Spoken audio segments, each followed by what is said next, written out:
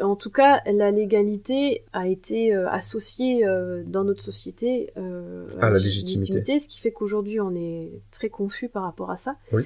Et ce qui fait aussi que dans le quotidien, on est perpétuellement à se demander Si on est dans les clous ou hors des clous. voilà, si on est dans les clous ou hors des clous.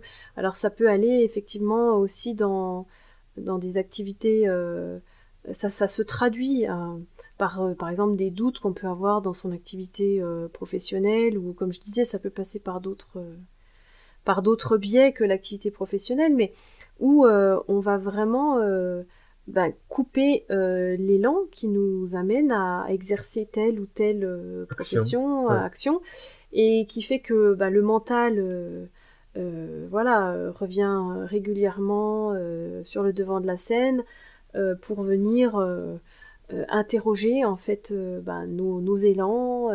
Est-ce que je fais ça? Est-ce que je le fais pas? Est-ce que je lance mon activité parce Est-ce que qu'on je m'a la dit de faire un lance? business plan, j'ai pas fait mon business plan, du coup je suis pas dans les clous de ce que me demande le cabinet qui m'aide à me lancer, ou la banque. Oui. Mais est-ce que j'ai besoin concrètement de savoir si je vais être rentable avant de lancer une activité qui vienne de mon cœur et dont je suis finalement le dépositaire, et dont je sais l'issue, parce que ce que je fais c'est par amour, et donc tout ce qui est fait par amour est forcément contagieux au sens noble du terme, et va forcément générer des petits, et c'est-à-dire de l'énergie, et c'est-à-dire un retour sur ce que j'offre. C'est naturel, c'est la loi de l'équilibre, encore une fois, c'est la loi du donner et recevoir, c'est le grand 8 de l'univers.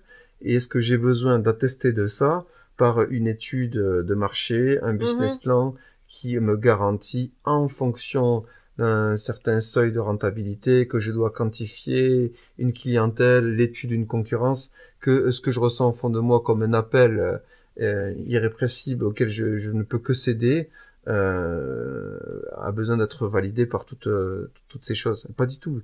Là, encore une fois, comme tu dis, c'est le mental qui revient se demander si je suis légitime de vouloir être l'amour que je suis dans le monde, en fait.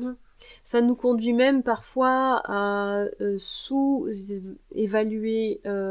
le prix de nos prestations, par exemple, parce que on va pas avoir le diplôme, mais donc on a appris en autodidacte, par exemple. Donc voilà, la formation qu'on a faite est une formation qui vaut moins qu'une autre, ou enfin voilà, ça peut aller très très loin, en fait, cette loin. question de la légitimité, et à se retrouver au bout du compte par exemple, dans une activité professionnelle, à aimer vraiment ce qu'on fait, sentir qu'on est vraiment répond vraiment à l'appel de la vie, mais ne pas réussir en fait financièrement à s'en sortir, parce que le mental est venu par-dessus dire non, je peux pas facturer autant, voilà, ou voilà, il y a plein de choses. Ou la paperasse qui pèse trop justement sur la personne qui a pas envie de s'encombrer de tout ça, et qui finalement va renoncer à mettre en place son activité parce que elle a pas envie de devoir rendre des comptes, voilà. Ou par exemple pour les artisans aussi qui passent un temps fou à faire des devis, à faire des documents, etc., qui sont plus du tout dans l'action et dans le fait de faire ce qu'ils aiment, de pratiquer leur art et leur savoir-faire, parce qu'ils sont toujours en train de devoir juridiquement se mettre en conformité avec la dernière loi, la dernière norme, la dernière réglementation.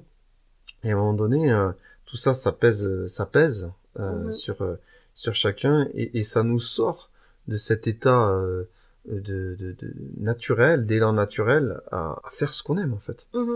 Ni plus ni moins.